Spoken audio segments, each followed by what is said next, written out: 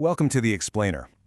Today we're going to break down a story about this quiet, kind of pervasive feeling that, let's be honest, a lot of us know all too well. It's that feeling of doing everything you're supposed to do, but still somehow feeling like you're falling behind.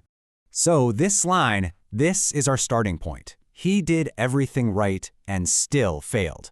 I mean, it just sounds like a paradox, right? How is that even possible? Well, that's exactly the mystery we're going to unravel together. We're going to use one person's story to try and understand a much, much larger system at play. All right, Section 1, Playing by the Rules. So how does someone do everything right and still fail? Well, let's meet our central character, Ravi. He's 26, and he basically followed the modern playbook for success to the absolute letter. So this is Ravi, and I'm guessing his story is going to sound pretty familiar to a lot of you. He studied hard, got decent marks, and landed himself a steady job. By all accounts, he was on the exact path he was always told would lead to success. But here's the thing. Despite all that hard work, we're talking staying late at the office while everyone else goes home, he just feels this deep sense of stagnation. It's not like he's failing, not really, but he's not progressing either. His life isn't moving forward. It's just sideways. And if you look at his daily routine, it's not a path forward at all. It's just a loop, a monotonous loop. You wake up, you're already tired, right? Dark circles. You rush to work, you sit for hours, you come back completely exhausted. And then what? You repeat it all the next day. It's this cycle of constant effort that just doesn't seem to lead anywhere new. Okay, Section 2, the squeeze begins. Now this stable but stagnant world he's in, it's about to start cracking. And not from some big dramatic event. No, it's from a bunch of small, relentless pressures that just start to pile up. And here's the core of that pressure, the real financial imbalance. On one side, you've got costs going up. We're talking rent, groceries, fuel, the essentials. They're all getting more expensive. But on the other side, his income, his salary, it's staying the same. So that gap between what's coming in and what's going out just keeps getting wider and wider. His buying power is literally shrinking, and it forces his life to become smaller, one little decision at a time. So then what happens? It's late one night, he's scrolling on his phone in the dark, and a so-called solution pops up. An ad that says something like, "Instant loan approved. No paperwork. No waiting." And wow, is it tempting? It looks so easy. It's promising immediate relief with just a simple click. And he clicks.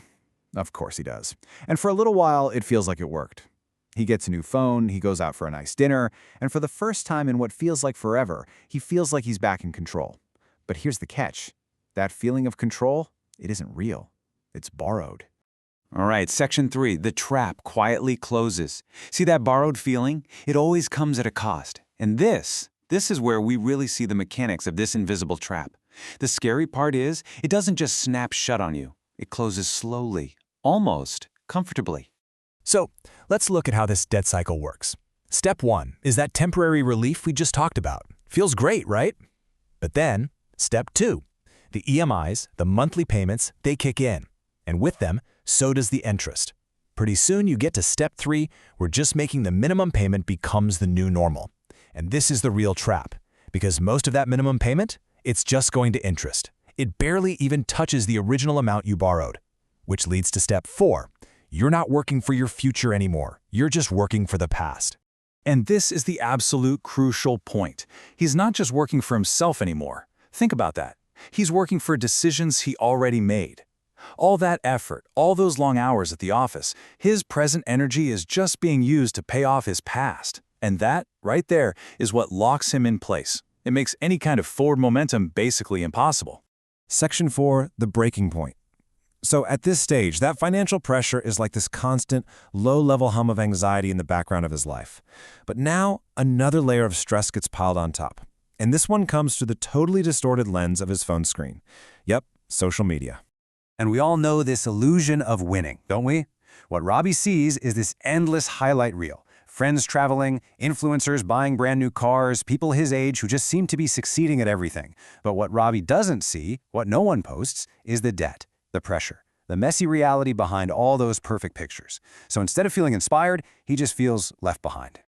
And then comes the breaking point. It's one of those nights where it all just hits at once. The bills are piled up, the stress is just completely overwhelming, and the exhaustion is bone deep. He's sitting there, alone in the dark, and he finally asks himself this one simple, powerful question.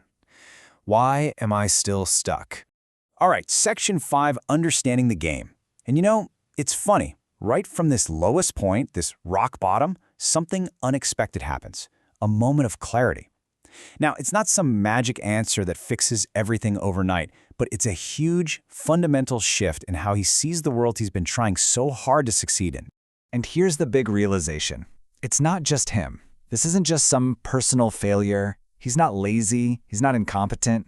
He slowly starts to realize that what he's going through, it's a predictable, almost calculated outcome of the very system he's been a part of. He finally starts to see the unwritten rules of the game, the things nobody ever tells you. Like Rule 1, costs will almost always rise faster than your income. It's just simple math.